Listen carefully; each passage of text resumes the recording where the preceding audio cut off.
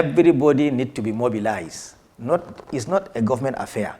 Fighting the security challenges we have in Nigeria is not only the responsibility of the government of the day, it's the responsibility of every Nigerian.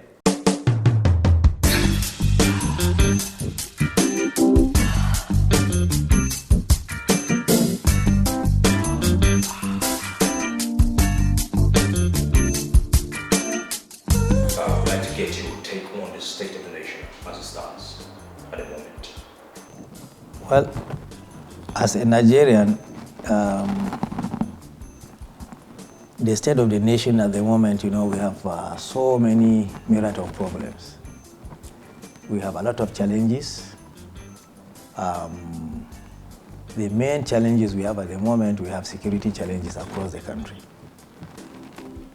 especially in the north, specifically northwest, northeast, and even north central. So we have the Boko Haram that started in 2008, 2010 is still ravaging the country. Added to that, you have ISWAP coming from the Sahel into Nigeria. Then you have recently the banditry, the kidnappings, the killings, burning of villages. So we really, seriously, as a country, have serious security challenges. You move from the security sector, you go to the economy. The Nigerian economy has never been that, in this sorry stage, massive unemployment. The exchange rate going up to more than 560 to the dollar. Massive unemployment across the country. In effect, we have security challenges, we have economic challenges, and then we even have what we used to have going for us is Nigerians being their brothers' keepers. And to an extent, a level of national unity was pervading the country everywhere, especially when I was growing up. But now, even the national unity and cohesion is being threatened. It is threatened because of the security challenges, the lack of economic opportunities, and the infighting among the political class and the political elites in the country has made Nigeria very unpleasant of recent. That is the inter-ethnic relationship across the country. This is not what the Nigeria I know when I was growing up. Everybody was everybody's brothers' keepers. So the state of the nation, we have serious challenges that has to be addressed. So let's talk about the security challenges that we have at the moment. How would you describe the government response? What do you think about the whole government response at the moment in terms of security? Well, there are a number of problems. There are a number of issues when you say government response. Government is responding, deploying troops, deploying police, buying hardware for the military. Now, let's look at what the government has been able to achieve from 2015 to date. If the government response has been positive, the security challenges wouldn't have been escalating from when the government came in. As when the government was sworn in, Boko Haram was really, really degraded because I participated in the negotiation with Boko Haram and I went to the theater of wars. Okay. I went to Mubi, I went to Bama, I went to Baga just before the election in 2015 because what the government did in the armed forces of Nigeria with the technical outsourcing that the then government did, was able to clear where Boko Haram was occupying in less than 2 months. I have not said 2 years, less than 2 months. Boko Haram were cleared to Zambisa forest. As at the time we had election, no local government was occupied by Boko Haram. They were all pushed to Zambisa forest. Now, what the incoming government ought to have done was to do the mop-up operation.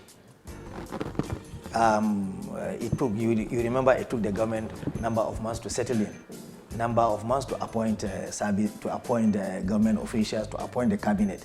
That period that there were no hands on the deck to address this issue created opportunity for Boko Haram and other things to regroup. So we missed that opportunity. Now, in a country of 200 million, you have less than 300,000 members of the armed forces. Police, maybe 350,000. There are people that are on sick leave. There are people that are getting towards the retirement age. You cannot deploy them. There are people that have other services. For example, police, people doing VIP protection, people who cannot be deployed for various reasons. So you don't have enough boots on the ground to address these security challenges. And it's not like the theater of war is in one place. At the moment, there are many theaters of war in the country: northeast, northwest, north central, southeast. So you don't have enough boots on the ground to address these issues. You can bomb, but troops need to move in. And then take the hardware. How much hardware or complementary hardware that a platoon or a company or a division is supposed to have? Do they have these complements? I don't think they have.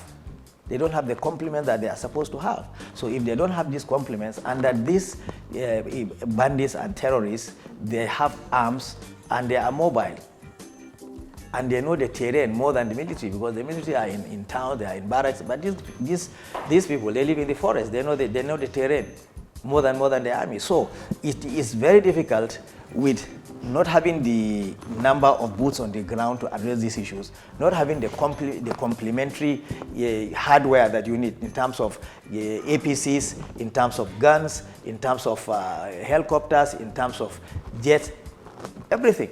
So if you don't have this, you cannot address. I think the response from the government, what ought to have happened, or any government for that matter, everybody needs to be mobilized. It's not a government affair. Fighting the security challenges we have in Nigeria is not only the responsibility of the government of the day, it's the responsibility of every Nigerian or everybody that is a friend to Nigeria to assist to see that we address this problem. Because when you have a problem, you ought to mobilize everybody in the country and utilize every resources you have, every idea you have to address the issue.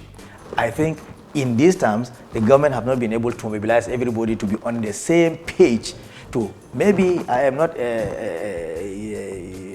privy to other the way they are doing things. I'm no longer in government, but maybe it's part of politics for people to be politicking with the Nigerian security. It's unfortunate.